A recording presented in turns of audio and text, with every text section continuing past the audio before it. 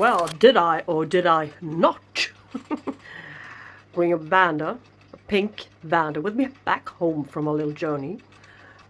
I happened to visit the store, the loads of orchids, the one I got the Nelly Isle from, the place with loads of orchids, Blomsterlandet. Anyways, they had pink Vandas, loads of pink Vandas.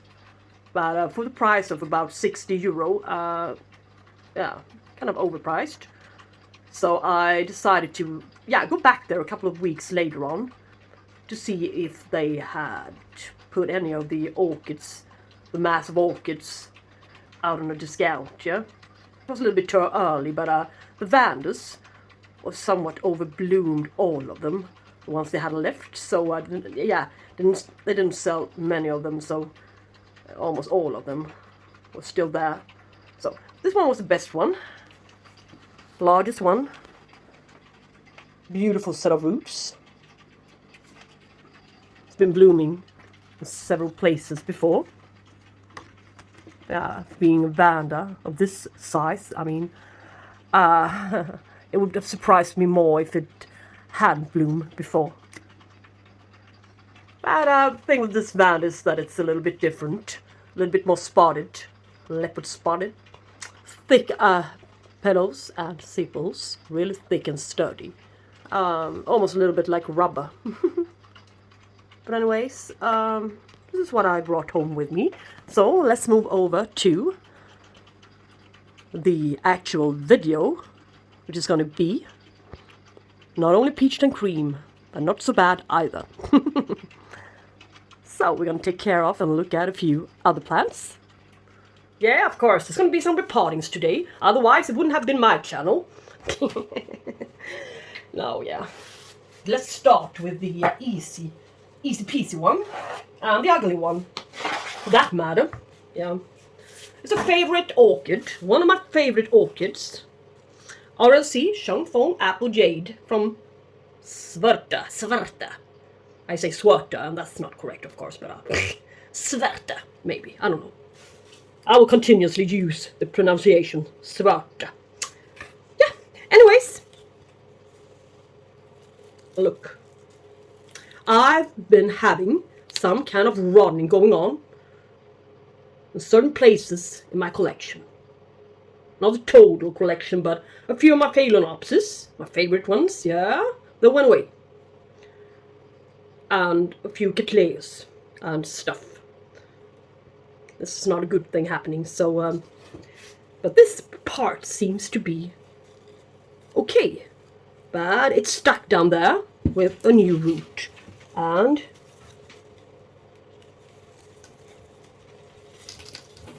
we shouldn't be, yeah, there's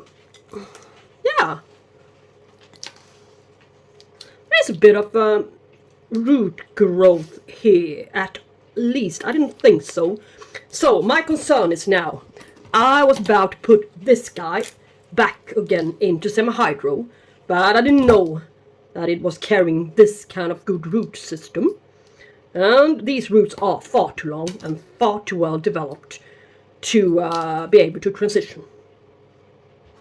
Yeah. But what I can do is cut off the bad piece. Yes, rotten part. Somewhere without splitting this piece off from the plant. Yeah, managed. Goodly good. Now, we got a lot smaller plant. Yeah. Well, it's okay. It's okay. There's no ugly ring to it, so that's a good thing. I was able to examine that. Now we know that that's not the case. It was only something else. Only. Not the fusarium, at least, going on. So that's great.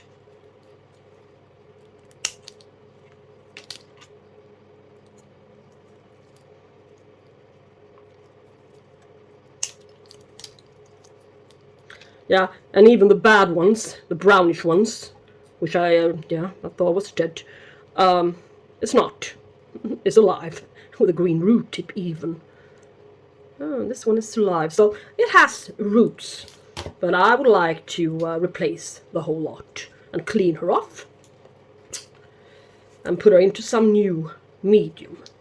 Disinfect the tools properly. All of them. Yeah. Everything. So. Well, this is going to be one of the rare occasions when I'm going to put an orchid into pure bark. Yeah, I tried out semi-hydro. Killed off its roots. Eventually it did. It worked for a while. But not after having this cleanup on its roots. So what to do? What do we have left? I'm afraid I don't have all that much bark left. But what I can do is add some charcoal to the bottom for drainage. Yep. And add on this bark that I have. Look, now it's finished. Yeah. Add a little bit of this pumice. Yes. Keep the moisture a bit longer, and a bit of small grade charcoal, so to speak, into it as well. So now let's see if it likes it better in this kind of solution, in this kind of setup. One may never be totally sure.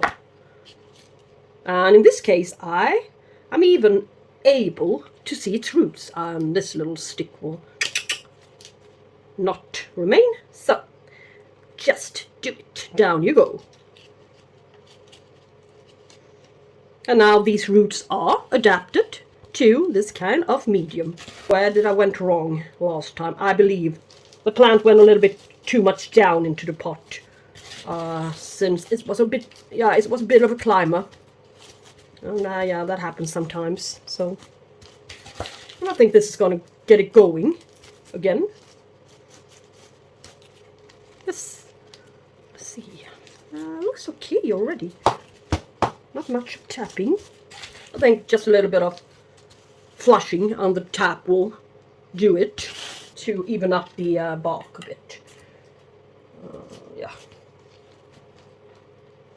It's not so lovely, but it will be. And this growth, and there's yet another one coming there. And yeah, already a tendency and an eye to this one as well. So this one is really striving to survive, and it shall. Yeah. Well, guys, I think about, yeah, exactly a 3-week later on update on it. This new growth is up there, looking kind of sturdy and fat to the bottom. It's not going to be the best of new growth. About this height, I believe. Not as good as the previous one, of course, but still okay. Okay, yeah. But already another eye there. It's developing really fast right now, and you can see the roots going down into media is still green. Just watered this guy. What else can we see? Yeah, we can see that the roots has continuously grown. Down there, still got the lovely green root tips. Didn't die off. Yeah, so that was a good decision. This and even here, some new root tips going down. I was a little bit afraid that I overpotted this one more time, but obviously not. So, and it likes a bit of moisture, this one, so I think the loads of perlite was a good idea. Yes. Well, a few remains to be dealt with. The 2 tricolors. I'll be talking a little bit to a friend here on YouTube, Sweden Orchids. It's got a really solid collection of healthy Vandas. Yeah, that's his favorite genus, I believe. Yeah, he's grown them really well, and I'd like to take after and learn from people who are better, grow stuff better than I. So I asked him how he kept his Vanda tricolors, since they were growing so very well for him. Yeah, but he told me that he was keeping them bare rooted in a clay pot. But for me, not having a greenhouse, it would be kind of sort of dryish. So it won't really work. So look at it. Let's start with Vanda Tricolor Variation Suavis. And look at it in its bark. It's not doing bad, is it? This one is a grown-up plant. It's medium, smells okay. Not as bad as I expected. But surely I would like to see its roots, of course. I would rather keep it sort of bare-rooted. I think and believe that its roots will grow a lot better and longer if kept bare-rooted. Yeah, that's my belief. I will clean it off a bit and get back. So now let's look at the regular form, the tricolor. I think it's not the greatest of roots on this one. I only saw this long root. I was a little bit fooled. I bet I was by it, and thought that the rest of it into the middle would be the very same condition. But you can see some growth at least. So it's a great time to disturb it actually. So yeah, thanks. You should be. I mean, not happy. I was about to say happy. You should be lucky every once in a while as well. Yay. Lucky pants on, yeah. Alright, little do. What is it? Difficult. So, why not? I think it will be better in the long run for them. So, yeah. Yeah, it turned out at my little Suavis. Yeah. Actually, I got 2 plants in here. Yeah, that's kind of common to make the orchid look a bit fuller. Better chance on blooming. Great blooming from either one. I mean, this is not a flowering size one, but this one is. So, well, false marketing a bit, yeah, isn't it? Sell it as a flowering size one. But anyways, it's okay. I'm a little bit too forgiving sometimes. I just feel like I should be a little bit more harsh. Well, I'm kind of kind person most of the time, yeah. Most of the time. Tie the pieces together. So now we're going to be kept bare-rooted together. Like this, not too tight, but yeah, enough so it stays. Alright. Not so many bad roots. It's totally fine, I think. Yeah. Yes. And I need now, I would like to know, as I'm going to put them together into a community pot of some sort, I will need to know which one is which. So I have to make a hole with my soldering pen through this tag here. Yeah, and it worked really great. So let's force this little thingy through it and tie it on to the orchid. So now we'll never forget which one is which. Same goes for, yeah, no, is it really? No. This one is, looks like 2 separate pieces even here, but I'm not gonna try to separate them. They're gonna stick like this. Just the way they are. So, anyways, little tag. And onto it goes.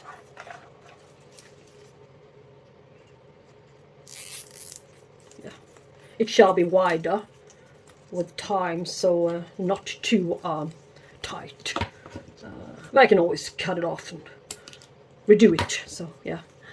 Anyways, what to do then with these guys, yay?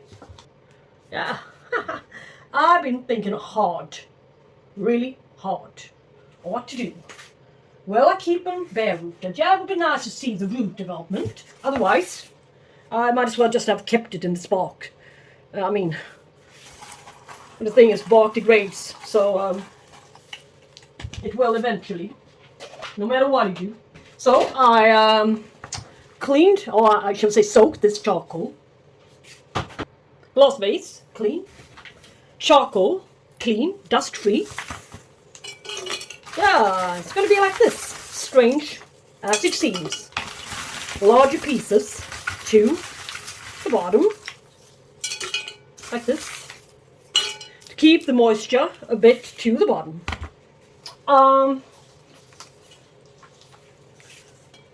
Put them into a little thingy here.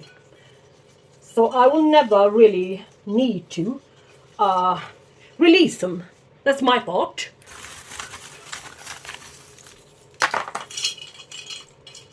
It's not actually potted up. It's going to be, it's not ready yet. Just an experiment, and it seems to be working for a few other Vandas right now at the moment. So not too much and not too little. It will stay while I'm watering. So that's the great part.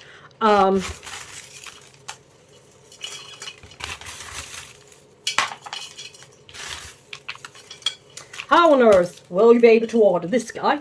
Well, I am, and I'm gonna be able to water it. Yes. And this media will never degrade. So, let's see what happens.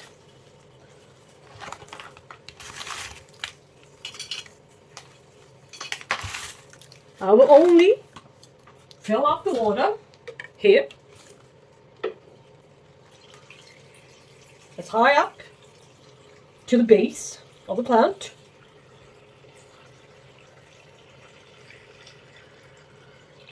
As much as I need. Once or twice a week, perhaps. Let them soak. And just yeah. Let's see if I have a bucket somewhere. Let us pour the water into this bucket. Yeah. This is how I'm going to do it. I mean, maybe you find this a little bit crazy, but this is the only thing I really came up with. So you can see what I'm doing. Yeah. I'm just going to hold my hand here. Keep the charcoal into the pot. Or shall I say the cylinder. And it's still there. And it's going to be a little bit of water down there. But not much. So, and it's going to stay a little bit wet for a little bit longer. Usually I use lacquer beads to the bottom. But in this case, these guys are used to be sitting in some kind of medium. They are used to be having something around the roots. So I don't believe this is treatment. It's going to harm these guys. Yeah. Let's check up on these guys sometime later on, shall we? That bark would have degraded in the future. I'm not saying perhaps, I'm saying it would have been. So yeah, you really need to do something with these guys, or put them into bark yet again. But well, no, this is better. Let's hope for this method. Well guys, I believe this was it for this session, and I promise to keep you guys updated on what happened to the orchids in sometime, yeah, further away from here, from today. So let's see now. Well, 3 weeks later, looks like this.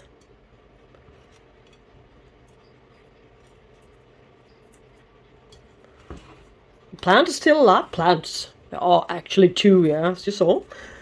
No yellowing leaves. The happy sap is a little bit still there, to a certain extent. Let's see, what about the roots?